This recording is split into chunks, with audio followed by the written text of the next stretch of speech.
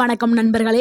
60 வயதுக்குப் பிறகு கால்கள் சுழற்சி, கைகள் நடுக்கம், நரம்பு வலி, மின்சாரம் போல சுடும் வலி, கால்களில் எரிச்சல், தூக்கத்தில் கால் இழுக்கிற மாதிரி ஒரு வலி, இவை எல்லாமே நரம்பு பலவீனம் காரணமாக வரக்கூடிய பொதுவான பிரச்சனைகள் தான். இதுக்கு நீங்கள் மருந்து சாப்பிட்டாலும் தற்காலிகமாக நிவாரணம் கிடைக்கும், நிரந்தர தீர்வு இருக்காது. ஆனால் இயற்கையாகவே நரம்புகளை ஸ்டீல் போல, அதாவது இரும்பு போல பல மடங்கு பலமாக்க 5 சக்தி வாய்ந்த பழங்களை தான் இன்னைக்கு நம்ம பார்க்க போகிறோம்.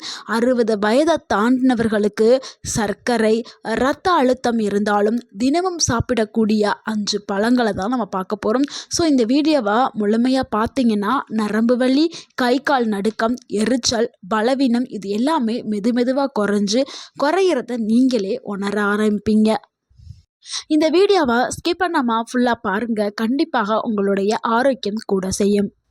ஏன் நம்ம உடம்புக்கு ரொம்ப நரம்புகள் ரொம்ப அவசியம், அதுவும் நல்லா ஸ்ட்ராங்காக இருக்கணும்னு நம்ம சொல்கிறோம்னா, நம்மளுடைய நரம்புகள் தான் நம்மளுடைய மூளைகளுக்கு கனெக்ஷன் கொடுக்கும், மசில்ஸ் தசைகளுக்கு கனெக்ஷன் கொடுக்கும்.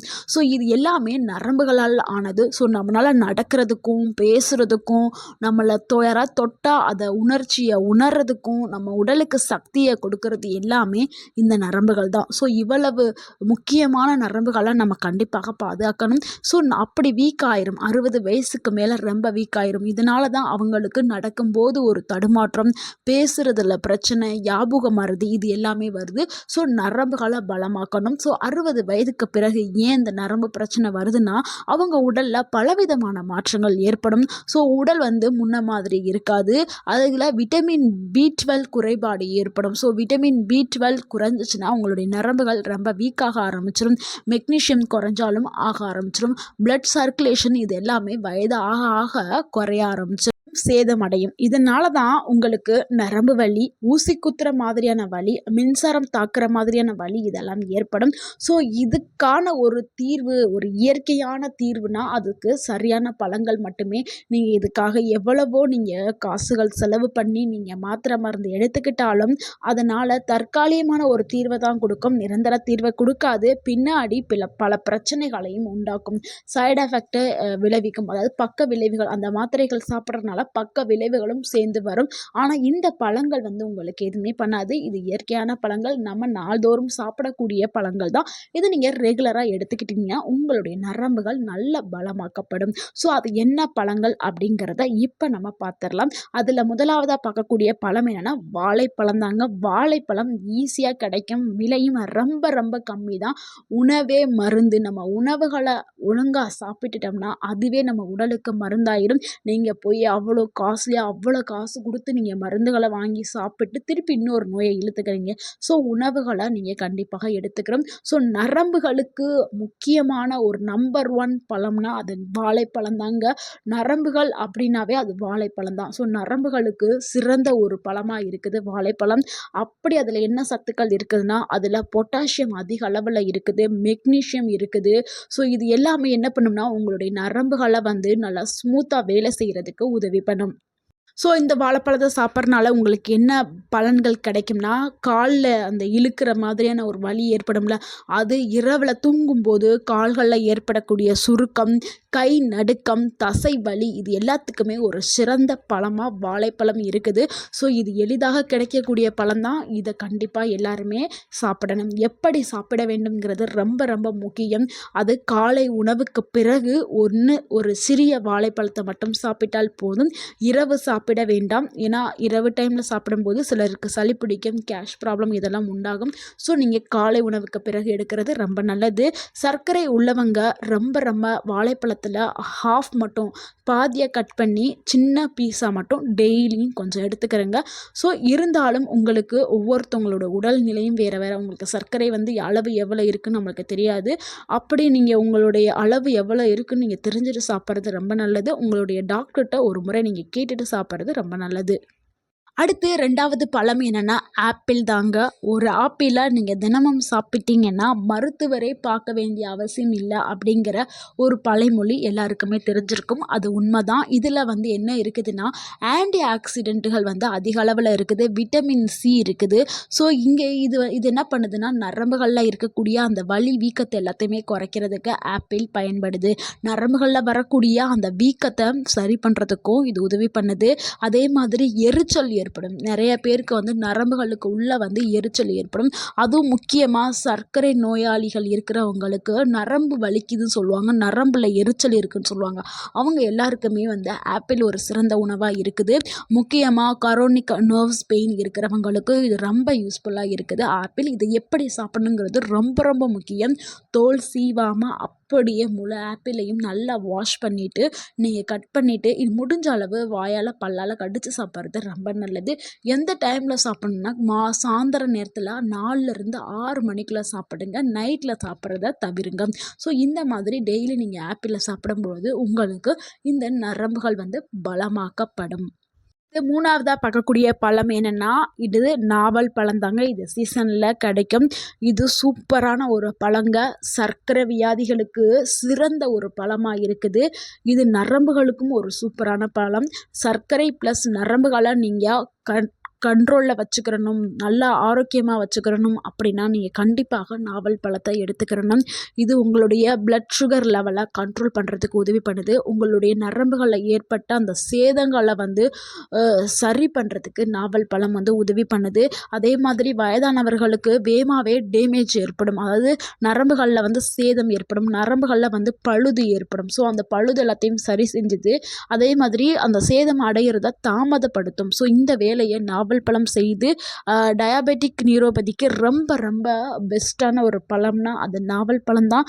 கால்களில் ஏற்படக்கூடிய எரிச்சல், பாதத்தில் ஏற்படக்கூடிய சூடு, ஊசி குத்துற மாதிரி வரக்கூடிய வலி எல்லாத்தையுமே சரி பண்ணுறதுக்கு இந்த நாவல் பழம் பயன்படுது. இது ஈஸியாக எளிதாக கிடைக்கக்கூடியதாக சீசனில் இருக்கும் பொழுது எல்லாருமே வாங்கி சாப்பிடுங்க. இதை எப்படி சாப்பிடணுங்கிறது ரொம்ப முக்கியம். காலையில் இல்லைன்னா மாலையில் சாப்பிடுங்க. 8லேருந்து 10 பழங்கள் ஒரு நாளைக்கு நீங்கள் எடுத்துக்கலாம்.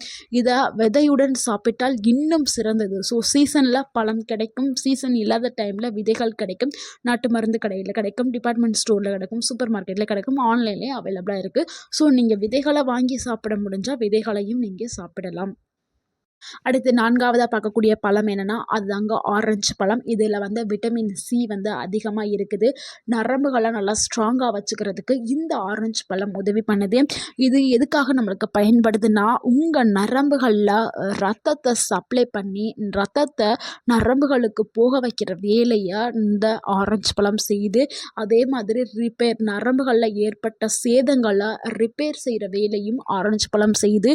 உங்களுடைய நோய் எதிர்ப்பு மண்டலத்தை பல மடங்கு அதிகமாக்குறதுக்கு ஆரஞ்சு பழம் உதவி பண்ணுது. ஸோ அடிக்கடி சோர்வு ஏற்படுறவங்க, நரம்பு பலவீனமாக இருக்கிறவங்க, கை கால்களில் தளர்ச்சி நடுக்கம் ஏற்படுறவங்க தினமும் ஒரு ஆரஞ்சு பழம் சாப்பிட்டால் போதும்.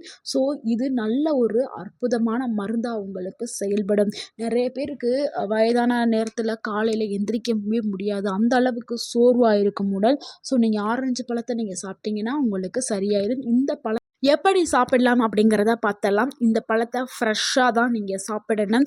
இதை நீங்கள் ஜூஸாலாம் போட்டு குடிக்கவே கூடாது, பழமாகவே சாப்பிடணும். இதை காலையில் இல்லைன்னா மதியான டைமில் சாப்பிட்றது ரொம்ப சிறந்தது.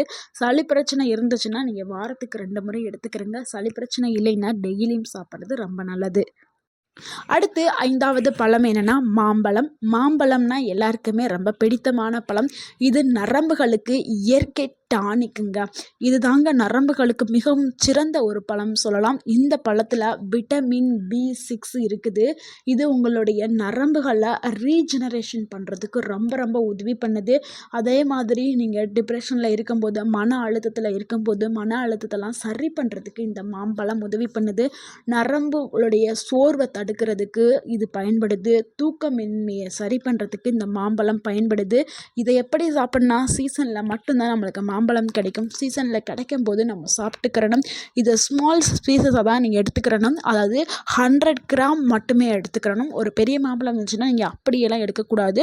ஸோ சீசனில் எப்போ அவைலபிளாக இருக்கோ அப்போ எல்லாமே ஒரு நாளைக்கு 100 கிராம் அப்படின்னு சொல்லிட்டு நீங்கள் காலையில் இல்லைன்னா மதியான டைமில் எடுக்கிறது ரொம்ப ரொம்ப சிறந்தது. சர்க்கரை உள்ளவங்க வந்து மாம்பழத்தை வந்து எடுக்க வேண்டாம். அவங்க வந்து வாரத்துக்கு 1 இல்லைனா 2 முறை வந்து ஸ்மால் பீசஸ் வந்து எடுக்கிறது ரொம்ப நல்லது. அப்படி உங்களுக்கு டவுட் இருந்தால் உங்களுடைய டாக்டர்கிட்ட நீங்கள் கேட்டுட்டு எடுக்கிறது ரொம்ப நல்லது. ஸோ இந்த பழங்களெல்லாம் சாப்பிடும் பொழுது சிலர் வந்து காமனாக சில மிஸ்டேக் பண்ணுவாங்க. ஸோ அது என்ன மிஸ்டேக் நம்மங்கிறத பார்த்துடலாம். இந்த பழங்களை நம்ம கடிச்சு தான் சாப்பிடணும். வாயால் பல்லால் கடிச்சு தான் சாப்பிடணும். அப்போ தான் இந்த பழங்களில் இருக்கக்கூடிய சத்துக்கள் எல்லாம் உங்கள் உடம்புக்குள்ளே போகும். பழச்சாறாக நீங்கள் கொடுக்கவே கூடாது. பழச்சாறை நீங்கள் அப்படி குடிச்சிங்கன்னா அந்த பழத்தில் இருக்கக்கூடிய சத்துக்கள் எல்லாமே யூரினாக உங்களுக்கு வெளியில் போயிடும். ஸோ அந்த சத்து உங்கள் உடலில் வந்து போகாது. அதனால தான் கடித்து சாப்பிட சொல்கிறோம். அதே மாதிரி இரவு நேரங்களில் சாப்பிட்றத கண்டிப்பாக தவிர்க்கணும். அதே மாதிரி அதிக அளவில் சாப்பிடக்கூடாது. இந்த பழம் இன்றைக்கி நம்ம வீட்டில் இருக்குது, நிறைய இருக்குது, இவங்க சாப்பிட சொல்லிட்டாங்களே அப்படின்னு சொல்லிட்டு அதிகமாக சாப்பிடாதீங்க. அளவுங்கிறது ரொம்ப முக்கியம். அதே மாதிரி வேறு ஏதாவது மருந்து சாப்பிட்டுட்டு இருக்கும் பொழுது இந்த பழங்களை சாப்பிடலாம். ஸோ அந்த மருந்துகளை நீங்கள் நிறுத்த வேணாம். அப்படி நிறுத்துறா இருந்தால் உங்கள் டாக்டர்கிட்ட நீங்கள் கேட்டு நிறுத்துறது ரொம்ப நல்லது. பழங்கள் மருந்துக்கு மாற்று இல்லை. ஆனால் மருந்து மாதிரி பழங்கள் வந்து வேலை செய்யும். ஸோ இந்த பழங்களை நீங்கள் ரெகுலராக சாப்பிடும் பொழுது உங்களுக்கு இந்த பிரச்சனை. நண்பர்களே, 60 வயசுலையும் நீங்கள் நடக்கிறதுக்கு, வேலை செய்கிறதுக்கு, நல்லா தூங்குறதுக்கு, நீங்கள் மகிழ்ச்சியாக வாழ்கிறதுக்கு, நரம்புகளை நீங்கள் பலமாக வச்சுக்கிறணும். இந்த 5 பழங்களை நீங்கள் சரியான நேரத்தில் சரியான அளவில் தினசரி உங்கள் வாழ்க்கையில் நீங்கள் சேர்த்துட்டு வந்தீங்கன்னா நரம்பு வலி குறைய ஆரம்பிக்கும், பலவீனம் போகும், உங்களுடைய வாழ்க்கையோடைய அந்த குவாலிட்டி வந்து உங்களோட வாழ்க்கையோட தரம் வந்து உயர ஆரம்பிக்கும். ஸோ இந்த வீடியோ உங்களுக்கு பிடிச்சிருந்துச்சுன்னா லைக் பண்ணுங்கள். இந்த வீடியோவை உங்களுடைய ஃப்ரெண்ட்ஸ் அண்ட் ஃபேமிலிக்கு ஷேர் பண்ணுங்கள். மறக்காமல் எங்கள் சேனலை சப்ஸ்கிரைப் பண்ணுங்கள், சப்போர்ட் பண்ணுங்கள், கமெண்ட் பண்ணுங்கள். தேங்க்யூ ஃபார் வாட்சிங்.